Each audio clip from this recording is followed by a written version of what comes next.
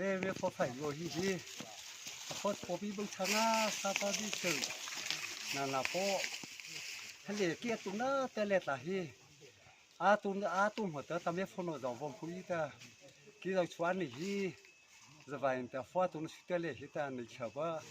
อีวอลเราน่าจะบี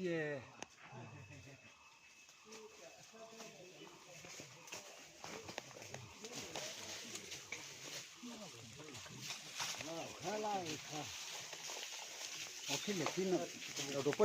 เลยให้มันจ้าเลยที่อันนี้เล็กๆต้องไปเลยเล็กๆย่อหน่อยนะลูกนี่เทียบเนี่ยให้เลี้ยวลากตัวครับตรงนั้นนี่คือยืนตรงนั้นตรงกับแล้วเล็กๆเลยผมนะ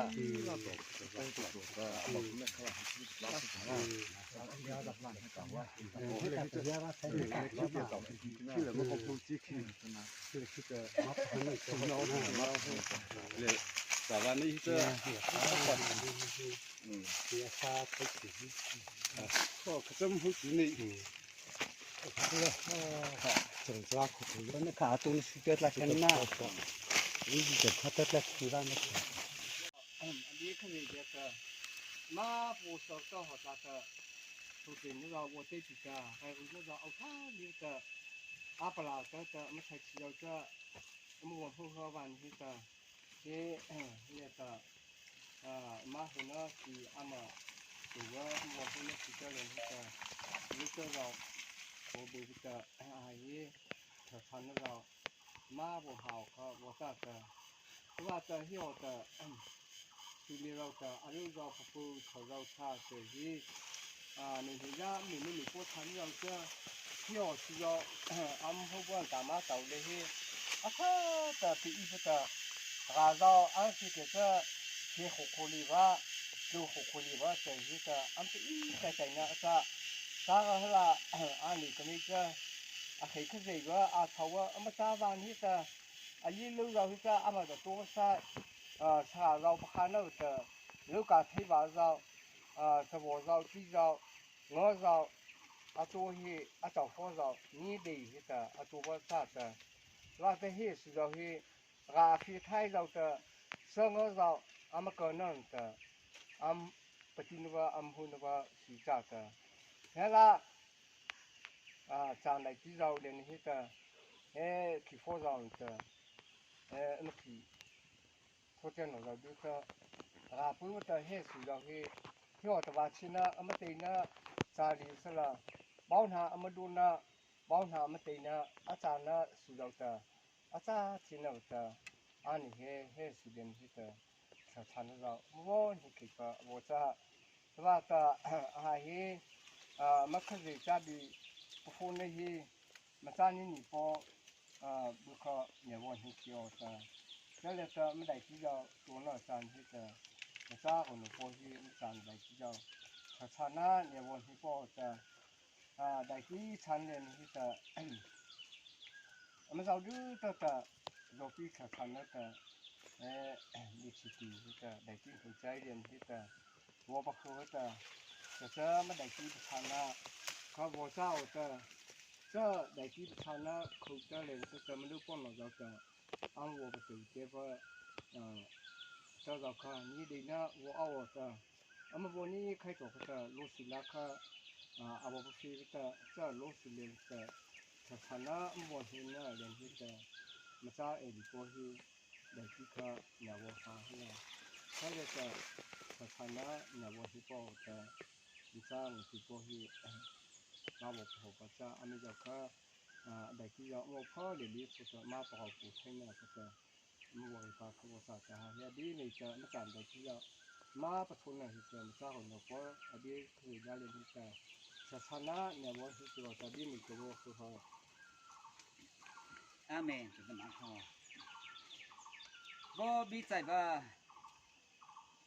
น้ำว่าเฮตามังเงรีนี่จะมันเอาไปนี่จะเข้าใจเลยดาเธอพนะอัลลอฮ์นะมาจาระเขาก็พอใจในสุดเลยมันเนี่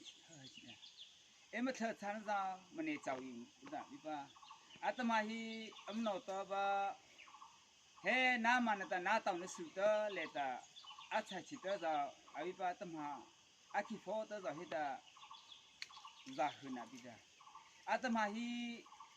อมานอตนอซาฟัตเลนอซา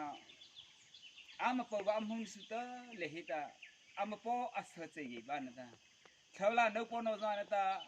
เฮอาคิสลาบาเมฟอกิซาซาเดสุตะตมาฮีนเมตะเฮอาโลตะซาโวเมปิตะอาวิปานเมตาบุคตะอัมหาอตะเอมาบชิฮีบ่กำเนบซาติโกอาตมาเฮนเมตาเบียริตัวบะอมนุปบะปะกบลีมเนบ่มหาพลานบีฮีอมัทหลนออวซานตาอมันหงานออวซานตาเฮกาฮีนาจนุใจคเซบะกุซตูใจงบะอาจาตะบะตาโอปะไทนกาอบ่จานกอตะเลเฮตาจะสุตะเลตะไทมชาออตะเลตานเมปะกุนสลานเนชินามเนเตสะฮออตะนะมะเขนซาอมะจาไดจีนาเลปบุสอตะบิซาเยซูคริสต์เมปอนาเลตะเนชินะเซเฮอาเมนจ้าหายมันนูปนเราจะมันจะที่หาเท่าเลยจ้ะก็คือดีนำที่ว่าคือเราสอบอันเป็นคณะสาธุนี้มาจ้านี่ปอตสอดีดีตอนที่จะสิคณะเนี่ยบนบาตดีมีเป็นมาเป็น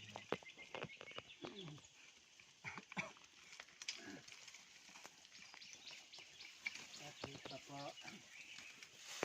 นี่จะมีถือว่ามาเอาที่ว่าเรียนที่จะเทคจาตาอิปุจาตาเทคจาตาอิปอสโปจาตาเทคจาตามาเป็นสาวจาตามาพอมันเอาจะแบบเสียบิเซลนั่นนะพออาพอนี่สุดยอดจ้ะ